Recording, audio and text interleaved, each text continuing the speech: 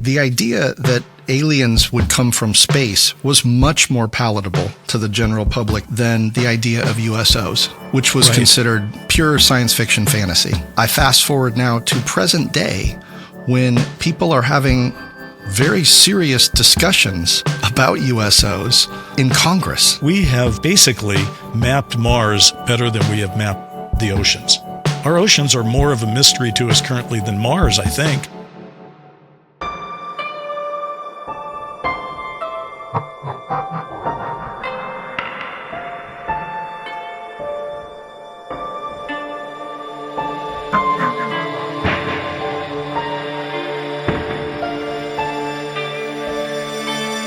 I'm Bryce Zabel. Have you ever wondered if there's a secret connection between Hollywood and UFOs? And I'm Brent Friedman. You are listening to Sound, Light, and Frequency. Hey, on this episode of Sound, Light, and Frequency, we're taking the F out of UFOs and we're swapping in an S for USOs, Unidentified Submerged Objects.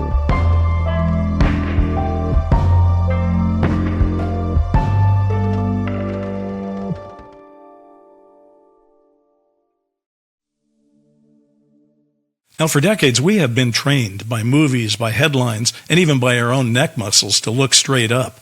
But what if some of the most important unknowns aren't in the sky at all? What if they're down there, in the deep, in the trenches, in the places we haven't even mapped because the pressure would turn us into pancakes? Hollywood has been quietly rehearsing that idea for a long time. Back in 1989, Cameron gave us The Abyss. That was a first contact story.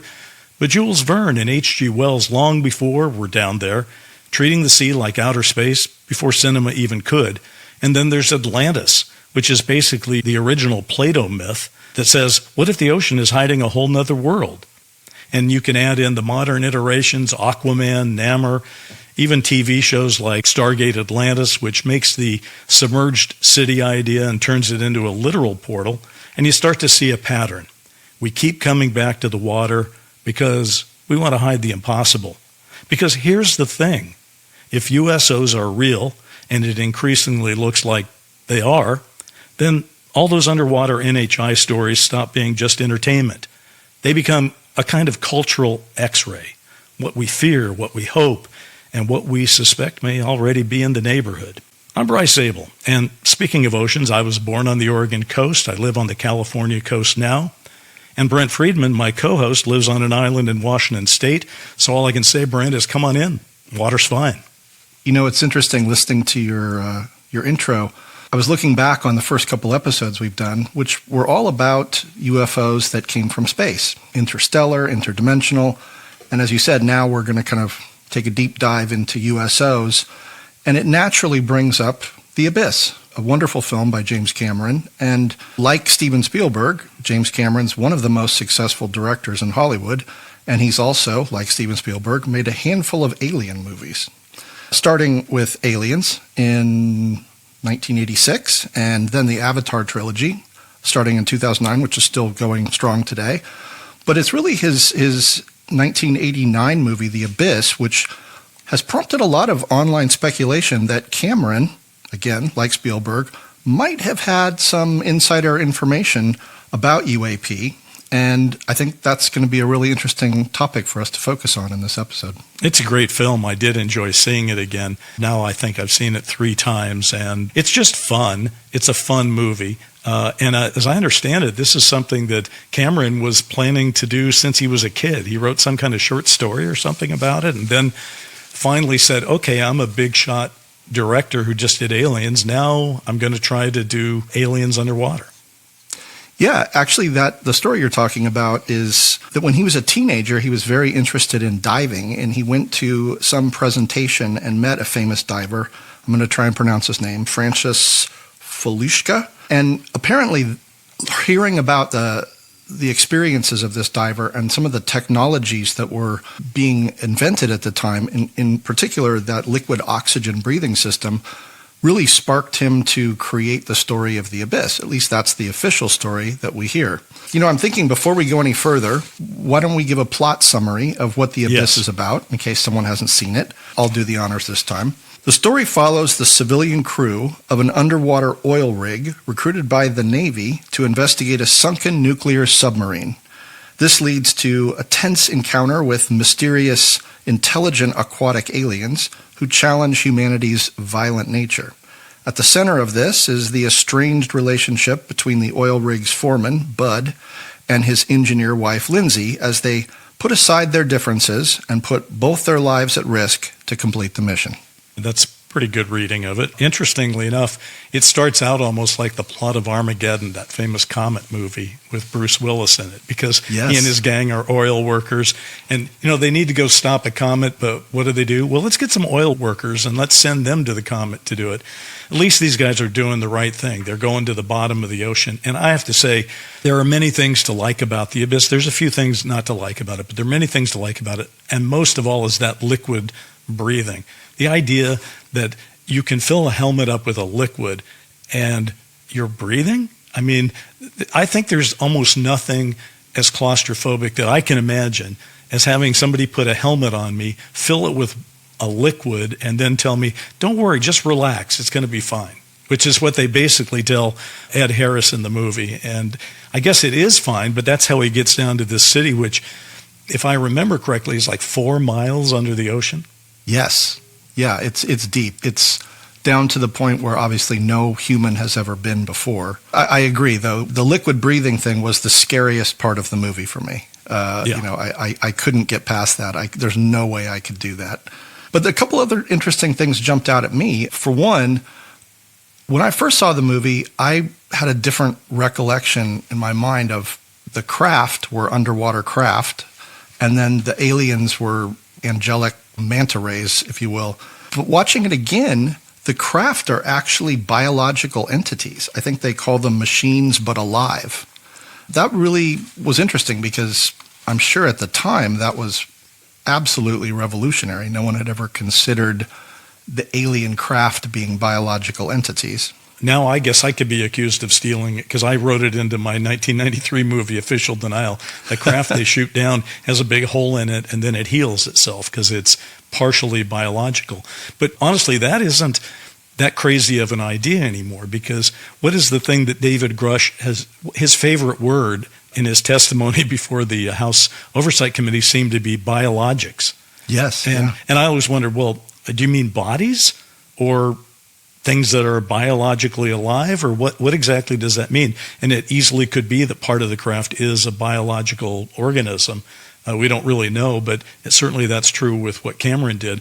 And he plays this very interestingly. At first, of course, as they're underwater to do this rescue mission, they start seeing things, littler things, and the tension builds, and they're wondering, what are we seeing? And these do look like craft. And it isn't until you get toward the late middle part of the movie where you actually go down and realize, holy shit, there's a whole group of something living down there, which is kind of disturbing. Although, if you really start to think about what we are being told these days, just through release of documents, etc., there's a lot of concern that there are things in the ocean, and that those things in the ocean may also be the things that we see in the sky because of transmedium characteristics. So Cameron was probably ahead of the curve on a lot of things. Now, it's interesting, though, because they don't actually make clear in the movie exactly what's going on, who exactly these creatures are, whatever.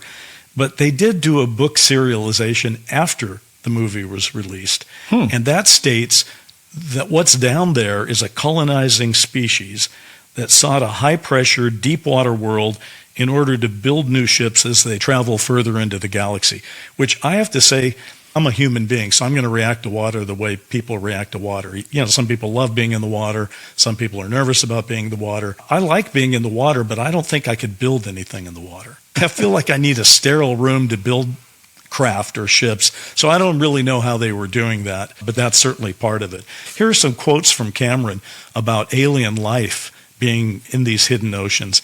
And these are just a few that we picked out at random. One of them, he said, if there's another species in the cosmos that's advanced, it's probably not living on Earth. Well, okay. Then he said, it's more likely living on a subsurface ocean somewhere like Europa or Enceladus. Is that right? Enceladus? I don't know. So. Who knows? You know what? I'm not even going to get into all the things that Cameron has said, but he clearly believes in at least making alien movies, but do we have any evidence he actually believes that aliens are here now and that they may or may not be in our oceans? That's the question I have. He has not been forthcoming with that information. I think all we can do is take him at face value in terms of the stories he told. One thing I will say is that in the movie, he does have the character of Bud obviously encounter the aliens at some point when he takes them onto the ship. And by the way, a lesson he did not learn from Steven Spielberg, whom apparently he's a big fan of. When Steven Spielberg took us into the ship in Close Encounters, a lot of people groaned and moaned and said all the magic had been taken out of the movie. Right. And of course, when we go into the ship at the end of The Abyss, that was actually, in my mind, the weakest part of the movie, right? Because all of the mystery and the magic was gone, and now we're in a set. That being said, one of the things that the aliens tell Bud is that they are friends of humanity, and they have been living on the Earth a long time and have chosen to leave us alone. And so, but then the only reason that they are intervening now is they are becoming aware that we are hurting each other and we need to grow up a lot. How nice of them. I'm touched. Yes. I'm so deeply touched by that. Let's see if we can clarify this. I've seen the Abyss movie 3 times. I saw it when it first came out in 1989, and I do not recall an ending where we see tidal waves about to destroy cities. And then there was a director's cut version where he added almost an hour's worth of stuff to it, and that's where I do recall the wave about to destroy cities. And I don't even know if that was the director's cut. That was just an enhanced version. Yeah, so maybe I'm thinking edition, about the director's cut we both just saw together that does take us there. And I agree. He certainly did a credible technical job, but you do kind of wonder. And by the way, we don't actually believe in spoilers at Sound, Light, and Frequency, partly because this movie is close to 40 years old now. So if you haven't seen it, you can't really write us letters about spoiling things. At the end, though, the aliens are about to take out a bunch of these aliens in the ocean are going to take out cities because they're sending tidal waves, and because Bud professes his love for his soon-to-be ex-wife or his current ex-wife. I don't remember whether they're actually divorced or not. But they stopped the tidal waves in mid-wave, and that seemed a bit fanciful. But one other thing I wanted to point out that I think is really interesting, and I had completely forgotten about it. We use this term USO, and people have adopted it widely. We're hearing it in congressional hearings. But in the movie, they make reference to underwater aliens, and they use the term NTI, non-terrestrial intelligence. I had never heard that before. I mean, I don't remember hearing it. I'm sure I'd heard it in the movie the first couple of times I saw it, but I haven't heard it recently, and I haven't heard it used in public discourse. So I'm wondering, what's wrong with NTI? It actually sounds pretty interesting to me. It is a mystery. The biggest mystery is who actually gets to name these things? Who actually first came up with UAP? And I know there's an answer to it. I think it was actually used sometime in the 50s or 60s. I don't have that in front of me, but not embraced. It didn't get embraced until the government decided that, hey, we're probably going to tell people a little bit about this mystery. So instead of calling them UFOs, let's embrace this UAP thing. It won't have the same stigma around it, and we can start moving forward. So there is that. Interesting thing about The Abyss, though, it's beautifully made. There's nothing wrong with the movie, other than we can parse whether the ending is right or not. But at the end of the day, you kind of ask yourself, did Cameron actually hear anything from anybody about the actual likelihood of alien life in the ocean? And unlike Spielberg, I haven't been able to turn up anything where anybody's actually even pointing a finger at that. Have you, in your research, found anybody saying, you know, that James Cameron, he got briefed into the program? I have not heard anyone say it that directly, but I have seen in various chat rooms and whatnot, people speculating. And it goes to the simple fact that if you look at this movie when it came out, nobody was talking about USOs, right? And now that's one of the main things people are talking about. And so how could he have been so far ahead of the curve to tell a story about, like you said, a whole underwater city of aliens, highly advanced, and that just be pure imagination, which then coincidentally is being borne out to be true, at least by a lot of whistleblowers who we have to take at face value when they put their hand on a Bible and take an oath and go in Congress and talk about it. So I think that's where the speculation comes from. But no, I have not heard anyone directly say, like with Steven Spielberg, that he has taken a deal.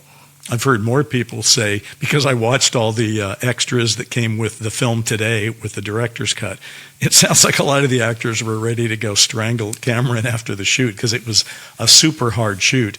And these guys were wearing, were down in the water for 6 to 8 hours a day or something crazy like that. And Right. Of course, they didn't have quite the same ability to communicate. In fact, in some cases, I don't think they actually had communication in the suits themselves. So it was an extraordinarily difficult thing. But the one thing that also struck me, though, is we always talk about UFOs going in waves, and that's been true. You go through the 50s, the 60s, the 70s, there's always years where there's a UFO wave. Sometimes we have waves in movies. Obviously, when I was saying about Armageddon a while ago, I believe that came out in 98. And another movie that came out that same year was Deep Impact. So you have two movies released at the same time about a comet that's going to hit Earth and having to go out and stop it. Well, interestingly enough, in the same exact year that The Abyss came out, there were 3 movies released that year about underwater aliens. There was, of course, The Abyss, but there was also a very semi-popular movie called Leviathan back then, and then there was a Corman low-budget one called Lords of the Deep. So sometimes when ideas are in the air, they're in the air. Sometimes that's just the way it's going to be. Now, I have to say, I never saw Lords of the Deep, never really watched a lot of Corman movies. I think I did see Leviathan, but I can't tell you one simple thing about it. I really can't tell you one simple thing about it. Can you? I think it was about a big sea monster. Yep, that's it. It's a big sea monster. That's all I can tell you. Big sea monsters have been a thing over the years. Obviously, I believe there's a big sea monster in 20,000 Leagues Under the Sea. I think that's the driving thing there. So I guess you could call a giant sea monster, you wouldn't call it an alien, so it's not really an alien movie, but we don't know if that sea monster was intelligent. If it was, then it would be an NTI or an NHI, as you pointed out. So I don't really know. But clearly, the idea that they're out there and under there is something that these movies profoundly floated. And yet, I have to say, we know that Abyss was a really, really big film. And a lot of people saw it, and the people that saw it talked about it. But it didn't really put into the UFO conversation among the UFO community that these things are possibly in our oceans. And if they are in our oceans, what are they doing? Are they living there? Right. Are they hiding there? What are they doing there? And in the serialization book that they put out about the Abyss, they were building ships. And one thing that always struck me, and I don't remember actually where I read this, but somebody was sort of positing, why would they be here on Earth? Well, they could have been here all along, so they may be as relevant to Earth as we are. We may share Earth. But another thing is, water is very, very important in the universe. It's not as common as you might think, and we are a water planet. Now, say you were an adventurous spirit from a water planet, and you heard about Earth, and you came here to Earth, would you set up a location in the desert, or would you go to the ocean? If you were from a water planet, you'd go to the ocean. So for all we know, they've been there thousands of years. They came from someplace else. And, we really, really just don't know. Well, it's true. I mean, we do know that all life needs water. All life is largely comprised of water. So it does make a lot of sense that if you have an interstellar, even interdimensional race, that they're going to probably feel most comfortable in water. That would be one of the unifying kind of elements across any world, any planet. One of the things I want to talk about that struck me as interesting is, yes, there were those movies all in the same year, but there's been some other big Hollywood directors that have made some underwater alien movies as well, starting with Sphere, made by Barry Levinson in 1998, and then also Battleship, made by Peter Berg in 2012. Obviously, none of those two were not as successful as The Abyss, but I think what's interesting is look at them kind of stacked up and look at the difference in the stories they tell. Very different. The Abyss, which came out first, told the story of benevolent aliens. And by the way, that was made with no participation from the military. Sphere told a story of neutral aliens who kind of reflected humanity's fears back on them. That was made without participation of the military as well. Battleship, though, which was last, that came out again in 2012, that was a story of hostile aliens, and that was made with the participation of the Navy. So it's interesting to me that the one movie that the military got behind was the one that featured the hostile aliens. No mystery there, really, if you think about it. Quite often, the military has turned down working on various movies because they say, we're just going to look bad. And why should we help you prove UFOs are real if we don't believe in them? In Battleship, of course, the military looks really good. I mean, this alien expeditionary force, I guess, in Battleship, the 2012 movie, shows up, and we end up having to fight them with the very best that our Navy's got, and we send them packing. So from a military cooperation point of view, that's precisely what you'd think they would want to do. Just one actual thing about Sphere. By the way, Sphere and Battleship did pretty good at the box office. They weren't movies that no one's ever heard of. Sphere is interesting, though. It uses that standard thing where something has happened and you got to go collect the team and get them together to go investigate. So that's how Sphere starts. Dustin Hoffman's in it. Sharon Stone's in it. The concept of the film is that there is a giant craft on the bottom of the ocean, which certainly sounds like aliens. And they're sent down there to look into it. And this craft has been there since the 1700s, which I kind of loved that. When I first heard that that was the concept of the movie, that's what made me go see Sphere. I thought that's pretty cool because that's a mystery wrapped inside a riddle inside an enigma kind of thing. Yeah. And I can't wait to figure out what that's going to be all about. But when they get down there, and again, I'm sorry, but we just don't do spoilers on 30-some-year-old movies, but they get down there, and it's not an alien craft. It's got U.S. logos on it down there. So somehow, this is a craft from the future that ended up crashing into the ocean in the 1700s and is found in whatever year Sphere is made. So it's alien light. It's not quite alien, and it doesn't really say anything to us about whether aliens are real or not existing in the water, whereas Battleship doesn't say that they're here in our water. It says they've come here. So what really, for me, made Abyss stand out is the idea that this was another civilization that actually lived here on Earth at the same time as us and was a mystery in itself. So anyway, I liked all three of those, but each one brings something different to the party. You know, the last thing I will say is I was doing some research on the state of mind of the public with regards to UFOs back in '89. And the idea that aliens would come from space was much more palatable to the general public then than the idea of USOs, which was considered pure science fiction fantasy. But again, I fast forward now to present day when people are having very serious discussions about USOs in Congress. So it raises this question in my mind, the Abyss does, is was it a coincidence that Cameron somehow imagined USOs nearly 40 years before they became a legitimate, verifiable reality? Maybe, maybe not, I don't know.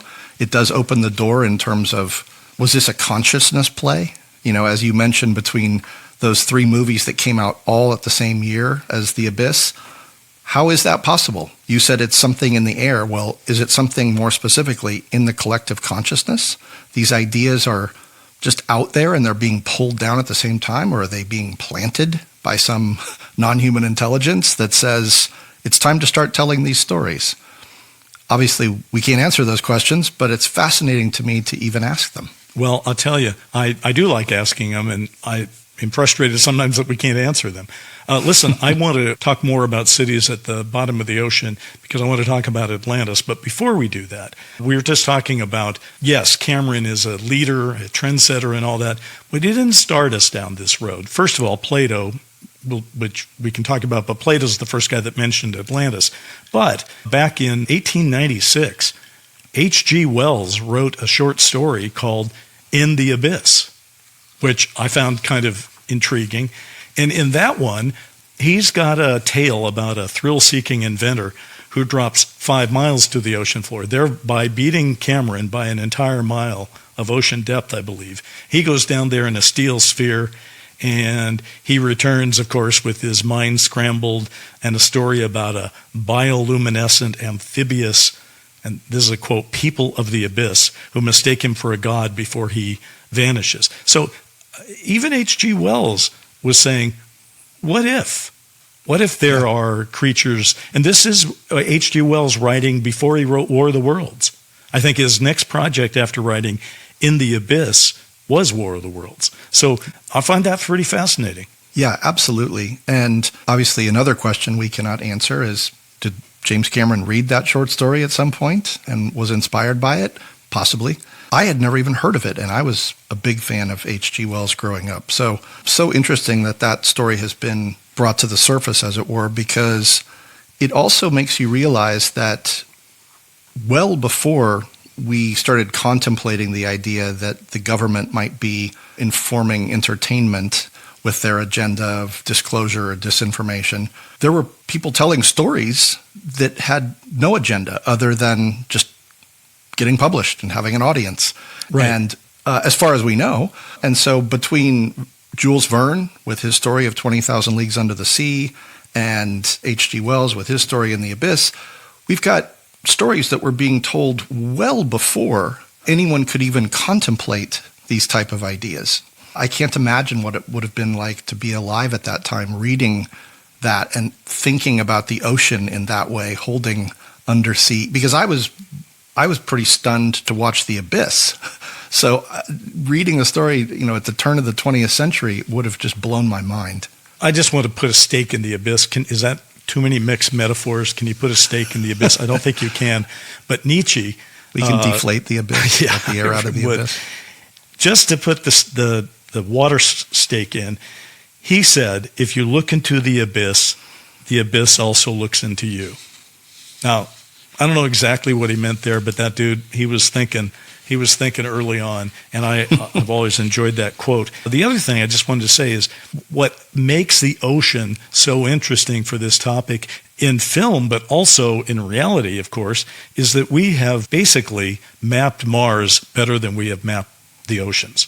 Our oceans are more of a mystery to us currently than Mars, I think, because we've put landers on Mars, we've basically sent craft around Mars to map everything, but we don't have the ocean all mapped. And there's just a lot of people who deal with the ocean on a regular basis who say we don't know the half of it. Other things that are kind of interesting that would explain how you can possibly have something living on the bottom of the ocean, though, is if you think about it, we've been told that the UFOs are traveling at such incredible speed, say 12,000 miles an hour, that if a human being was in it and made one of those extreme right turns, they would be just a puddle of blood because of the pressure. And the same is true if you go down to some of these depths, 4 or 5 miles and even further, we would be killed instantly, and we have to have the equipment to go do it. But that's one of the things that Lou Elizondo's been talking about in his book, and other people have been talking about, that whatever is behind the technology that is behind this phenomena as we perceive it is able to do something about space-time and create a situation where those things are physically possible, even though they don't look physically possible. And that certainly seems to be true, because there are reports of craft that are underwater that have been tracked that appear to be going 200 miles per hour. And even though it's classified how fast a nuclear submarine can go, the best guess is maybe 40 miles an hour. Right. So, and some of these craft that are seen underwater are much larger than our nuclear submarines. They're several football fields long and zipping along through the ocean. So not really sure exactly what's going on, but just to complete the sort of the riff about what other films and things have been on. Of course, the film a lot of people grew up on was the 20,000 Leagues Under the Sea. There was also Mysterious Island, which preceded it. So you had the Verne and the Wells people there. But the first major film, there were some serials that came out. I believe there was a serial in 1936 about undersea kingdom. But there was one called the Atomic Submarine in 1959, where there were aliens in the Arctic here to conquer. I tried to watch it. I got halfway through it, and I said, I believe in sound, light, and frequency. I want to be a good citizen of sound, light, and frequency, but I can't do this. So I only made it halfway through. I had the exact same experience. Some of these movies just don't date that well, but they have big ideas, but small budgets. And that's part of the problem with writing UFO. I've run into it myself, and so have you. You write a big idea movie that requires a Spielbergian budget, and instead you're getting a Lifetime budget, and you can't do as much. Voyage to the Bottom of the Sea, by the way, I don't know, this precedes, you were barely a zygote at the time this was on television, but that was one that a lot of people were very into. And it's interesting. There's always mission creep on these things. I think when Voyage to the Bottom of the Sea started in the 60s, it was really kind of like 20,000 Leagues on the submarine going around looking at the world, and then they ran into monsters, and then pretty soon they had to start running into aliens. So lots of movies. People have been talking about it for a while. No real evidence from my view that I've been able to turn up that any of those people writing earlier were told anything or knew anything. No, same here. I do think that in looking at that list we put together, the one movie that I had forgotten was about, undersea aliens was Cocoon, the Ron Howard movie from, I think, 1985, that actually hinted that some Atlanteans had come back and we're doing stuff in a rest home up on Earth, up on the surface. Anyway, I guess the point being is that even though most people, when you ask them, have you ever seen a movie about underwater aliens, they're probably going to say, I saw The Abyss, maybe they saw Sphere, maybe they saw Battleship, and the rest is all a blur. But let's take this onto dry land now and look at the real world. One of the other things that I think is fascinating is, in the category of where there's smoke, there's fire, your partner on Need to Know, Richard Dolan, has become the expert, I would say the reigning expert right now, on USOs. He went out, I guess, to write one book, but you can probably tell the story better than I. He set out to write one book and is now actually writing 3 books that look at 672 cases across over 100 years. Well, you've said everything I know about that now. No, actually, it is interesting. Richard Dolan, he and I wrote the AD After Disclosure book, so I know I'm going back to that. And so I know the speed he writes books, and I know how intelligent he is and what a thorough writer he is. But when he told me this story, it was shocking. He set out, as you mentioned, he was going to write a book about USOs. That was the goal. And he found so many cases, 672, and by now I'm sure he's found a few more. But there were so many, he decided to write a trilogy of books. Now, I got to tell you, that's not something I would ever do, but he's capable of doing it. And I've read the first book, and those cases, he's doing it in chronological order. Those cases of USOs go back to the 1700s. All I can say is this: if you want to know more about the specific hardcore science and or history of this, you probably should read Richard Dolan's book, because this has happened many, many times, and usually observed by more than one person, because you got a ship and people call people out to take a look at it, and there are craft seen in the air going in the water. There's craft in the water seen coming out into the air. That's called transmedium travel. You see a lot of that stuff, a lot of great cases, and I know we're going to come back to some more of those cases. And I know that you've had a sighting yourself. I want to talk about Atlantis in a minute, but I think this might be a great time for you just to tell us you've actually had a personal experience where you actually saw a USO. So lay it on us, my friend. Well, yes, thank you. That is why reading through some of Richard's stories and listening to some of his interviews online about some of his favorite cases that he's been researching, they really resonated with me, because I heard a lot of description of almost identical experiences or aspects of my experience that I had had. And so let me set the stage. It was August 12th, 2023. If you remember, that was the period of the Perseid meteor showers. And just by coincidence, I happened to be on Vancouver Island on the northern part up near Tofino. And I got wind that these meteor showers were happening. It was beautiful weather up there. And I thought, you know what? I'm going to go out onto the beach tonight and take a pair of binoculars and go watch these meteor showers. So I went out there and it was probably 11 o'clock. It was, at night. So pretty late, but there was a lot of people out there who had a very similar idea to me.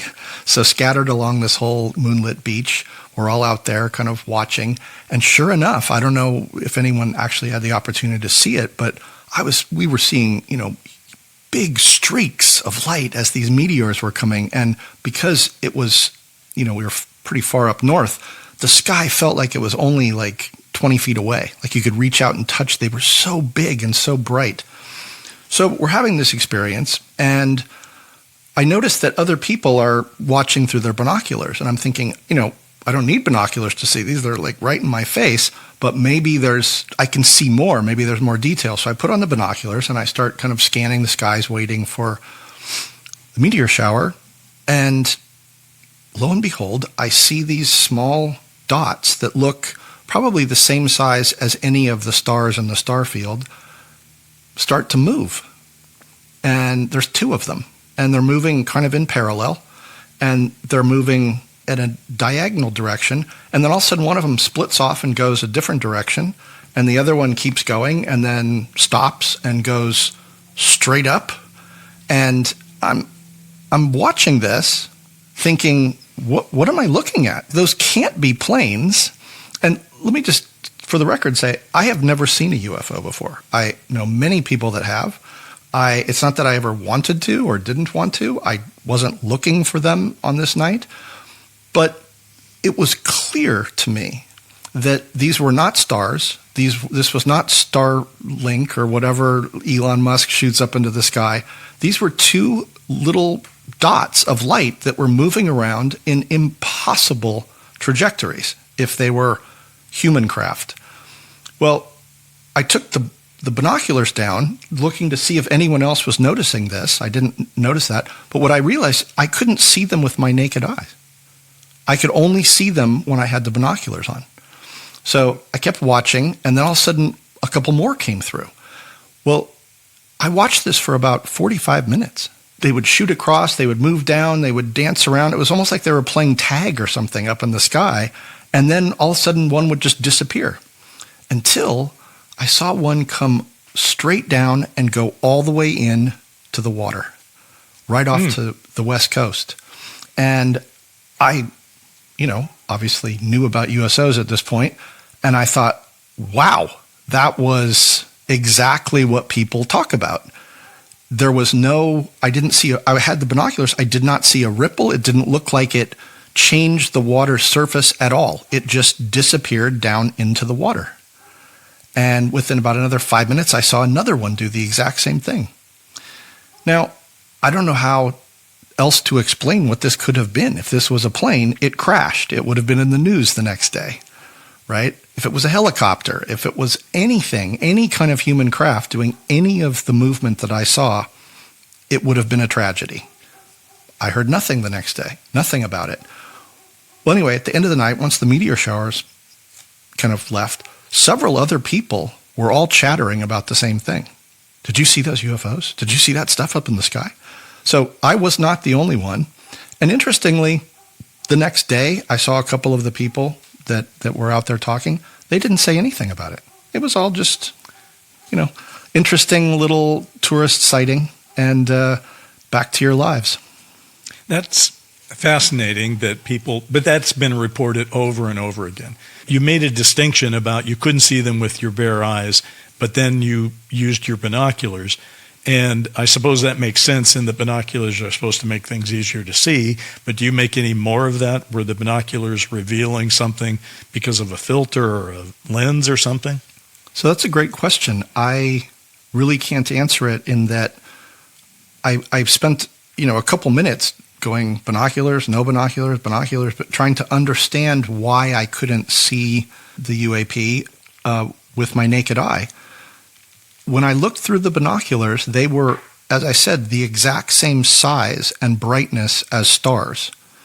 But I have to believe that if I was seeing them, they were much closer.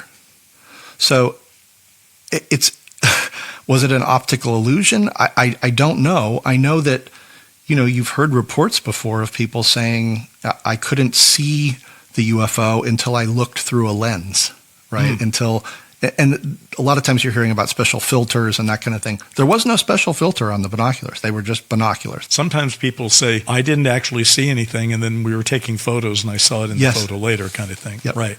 Yeah. So I think it's doesn't make any sense on the surface, because for them to be moving around and going into the water here on Earth, they have to be much closer than stars in the sky. But I could see the stars in the sky, and I couldn't see them with my naked eye. So I really have no explanation for it.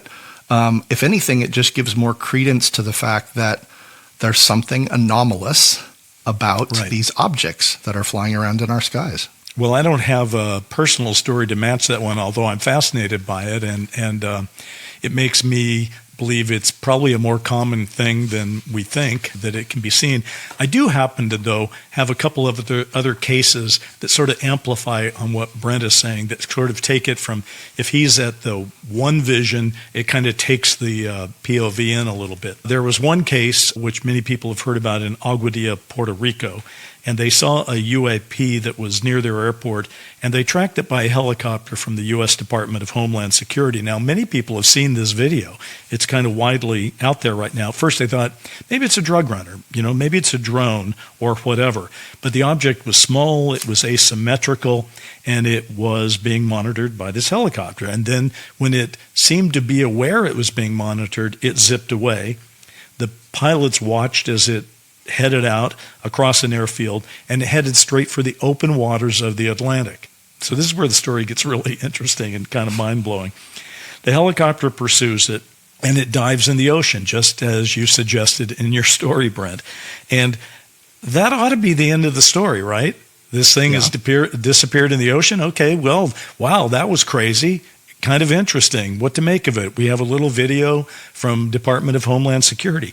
But what instead happens is this thing pops up out of the ocean again. It's gone in the ocean. Now it pops up out of the ocean. And when it does, just when you think, well, that would be weird enough, wouldn't it? You see something on the land, goes out, disappears in the ocean. Yeah. Okay, that was interesting. Now it comes out of the ocean. Okay, that should be the end of the story. No, not the end of the story. It splits itself into two seemingly different craft after it comes out of the ocean. Whoa. So, and then it disappears from view. And all the time it does this, it doesn't make a splash or a wake. So these, when we talk about anomalous, well, that's anomalous, baby. I mean, that it doesn't get more anomalous than that. And I think, as we come to the end of the episode here, I think an interesting way to try and bring all of this together is we start to look for, is there a common denominator to some of the movies we've talked about, even some of these real life reports that we've heard? And, well, if you guessed it, if you guessed the Navy, then give yourself a gold star. Because the Navy seems to be at the center of many of these stories in different ways, whether they were cooperating with the filmmakers or whether they were the stars of the movie, as in the Navy SEALs and the Abyss. I think the Navy is something that oftentimes is counterintuitive to how people think about UAP, right? In terms of who's investigating and who's connected to the UAP, you almost always go to the Air Force. But yet there's so many ways to connect the Navy based on things we've heard and things that have even happened to us. So, for instance, if we go back and we talk about the guy who offered us the deal, our friend JC, he said he was from the Office of Naval Intelligence. John Harrington, who disclosed to me, was the Undersecretary of the Navy before becoming Secretary of Energy in Reagan's second term. And as a nod to John Harrington, we made Frank Bach ONI. And also, one last Dark Skies point, we even had an episode set in Vietnam called White Rabbit, where our Frank Bach character was out trying to recover a crashed UFO in the Gulf of Tonkin, which, of course, in typical Dark Skies fashion, we said the revisionist history version is this is what started the Vietnam War. So, yes, we had some fun with that, but I think there's some real-world connections, and then that also takes us all the way back to those congressional hearings where several pilots got up, again, put their hand on a Bible and took an oath and talked about that famous Tic Tac and the Nimitz case, all of which involved the oceans.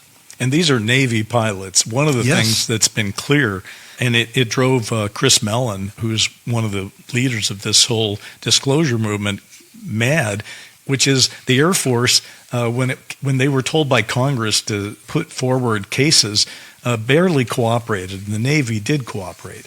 And so it does make clear one thing. When we were approached by these folks that said they were from Office of Naval Intelligence, they did make it clear that they were impressed that we recognized the Navy's leading role by naming one of our characters a guy from the Navy. The guy from the Navy was running Majestic 12 in our series. So there's that. I do know that even on Need to Know, with back when I was doing it with Coltart, we did a whole episode about the Air Force versus the Navy. The Air Force, of course, they're the guys that did Project Blue Book, which many people thought was kind of a half-baked cover-up for the many years it was going on.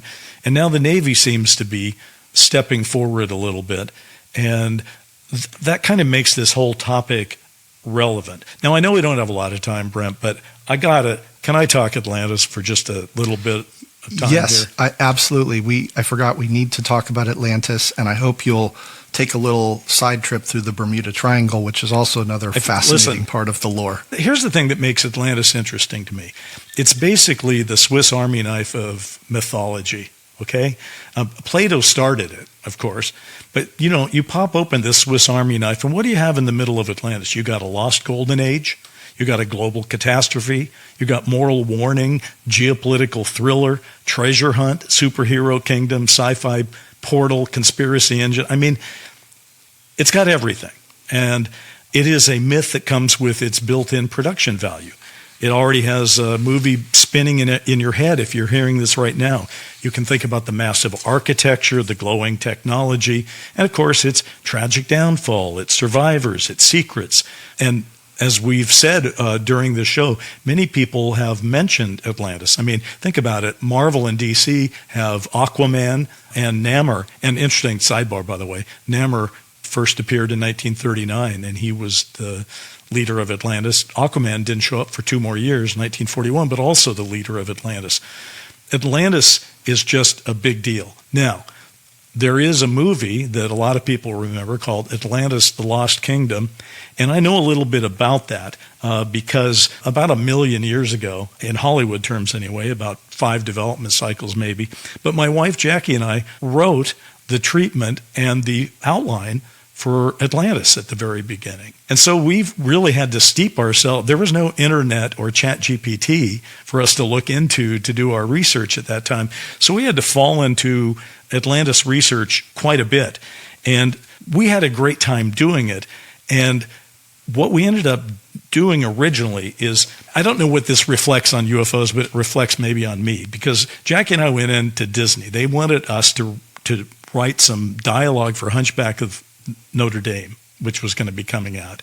Mm-hmm. And we said, we're going to pass, because the truth is the movie's already been done. There's no credit to be had. And, this is not our thing. You don't want to pay much money. We'll pass. So we passed on Hunchback of Notre Dame. And we said, hey, what we'd really like to do is create something from scratch. And so Disney said, well, we'll give you 2 choices. You can do Cleopatra or you can do Atlantis. And we had heard that there was some kind of memo or something on Atlantis that some executive had written. And we thought, well, that's going to be waved at us later, even if we try to create it from scratch. And they'll say they gave us the idea. So we'll take Atlantis, which had no work done on it. Mm-hmm. And they said, surprisingly, they said, okay. So we said, great. And we just liked the subject better. And I remember getting a great note from Disney. They said, great job, you guys. The story you pitched really came together. And so what we ended up doing with Atlantis is just taking seriously that there was a city at the bottom of the ocean. But one of the things we had to ask ourselves when writing Atlantis, is it a human civilization or is it a alien civilization? It could be either. We kind of opted for human because that's kind of the Plato thing, right? Yep. This city sinks to the bottom of the ocean. Well, by then they'd be hybrids, I guess, is what our take was. There'd be certain powers and mysteries about it. We had a great time. Atlantis mystifies people to this day. And while I'm not sure that we'll ever find a real Atlantis at the bottom of the ocean, we very well may find some kind of life, intelligent life at the bottom of the ocean, which would be really fascinating to me. So I guess the question really becomes, is this a myth or is it something that sort of touches a basic human understanding? Plato acted like it was the real thing, but come on, right? How would he know? I mean, how would Plato have known that it was this real civilization that passed away? What knowledge had he been imparted with? I don't know. So I'm just going to throw it to you. Do you think we'll ever find a real Atlantis? Do you have a take on that? I don't know if we'll find a real Atlantis, but I do feel that it seems to me that we're finding increasing evidence of ancient civilizations that we weren't aware of. And so whether one of those turns out to be Atlantis, it really wouldn't surprise me. I think that the more research and exploration I do, the more I start to realize, a line from Dark Skies that we used was history as you know it is a lie. And I think there's a lot more to history than we know right now. I think that going, kind of jumping off into the Atlantis, from the Atlantis idea, Atlantis was also, one of the theories of it is that it's in the Bermuda Triangle, right? And that's why the Bermuda Triangle has all of this lore written about it. It was first written in a book by Charles Berlitz in 1974, and it led to a bunch of documentaries and movies. And I think the Bermuda Triangle is so interesting because instead of saying there's weirdness throughout the whole ocean, it concentrated it in one area, where it's like, well, the rest of the oceans are safe, but the Bermuda Triangle, never go into the Bermuda Triangle. But of course, bringing everything full circle, I did not know this until we were preparing for this episode. There was actually a Naval Air Force station in Bermuda, right near the Bermuda Triangle. And even today, it still has detachments for operations that are going on there. And also, several whistleblowers have come forward and said, oh no, there's a whole underground alien base in the Bermuda Triangle, and that's why there is a naval base there. And this base has ancient humans on it, and maybe that's Atlantis. I don't know. But I think that, re-quoting myself, where there's smoke, there's fire. 672 cases that Dolan is investigating, everything that we've just talked about, plus all of the congressional hearings, plus these whistleblowers. I think, let me bring back one last James Cameron quote to put it all in context. He said, from what we know now, submersibles have only seen about 5% of the ocean bottom. So we know more about the surface of the moon and Mars than our own deep ocean. Absolutely. It's crazy. And by the way, just to bring this back, this actually relates back to Spielberg. Because remember, in Close Encounters, which we talked about a few episodes ago, what happens at the very beginning? A number of aircraft from World War II and their pilots are returned, aircraft intact, gas still in the tank, pilots kind of numbed but alive and unaged. Well, that kind of goes back to this Flight 19, which was in 1945, there was a disappearance of U.S. Navy, 5 of them, U.S. Navy bombers. And so that's a lot of where that kind of stuff started, that planes would fly in and disappear into the, I don't know, some kind of portal, vacuum, ocean. I don't know where they were supposed to be going. I just wanted to throw one thought out here. We've talked a lot about the ocean, and of course, that is hugely important when you're talking about USOs scientifically, I guess. But remember, it's not just the ocean. These USOs have been seen over rivers. They've been seen over lakes. Bodies of water Reservoirs? are important. Yes, reservoirs. They have been seen literally hovering over bodies of water with water being funneled up into the craft, supposedly. So don't know what that's all about. I know that even if we're talking about movies, think about The Man Who Fell to Earth with David Bowie in 1976, and then they made the miniseries about it in 2022. Why was he here? He was here because his drought-stricken planet needed water. And he was building a craft. I never understood this part of the movie. He was supposedly building a craft to bring water back to his starved planet. How big would that craft have to be? Seemed very ambitious. It was an ambitious plan, possibly more on that later in our series as we talk about these things. But water is important. It gives life. We have a lot of it here on Earth. We have fresh water. We have salt water. And somebody's interested in it, and maybe somebody is living in it. So I feel like that's an important thing. But I will throw a closing comment out with a prediction, and that would be filmmakers are apt to watch what's going on in sort of the dialogue that affects society, and many of them increasingly are paying attention to the whole UFO, UAP issue. And these are people who are going to hear about USOs. This is not something that people have been focused on, but now they're starting to.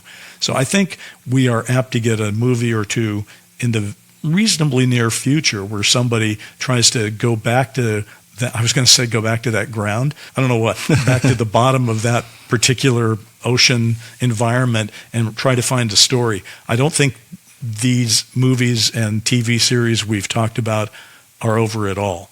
It's a mystery, and sometimes the way we try to resolve the answers to mysteries is we make movies and TV series and video games and all that about them, and that's probably going to happen here again too.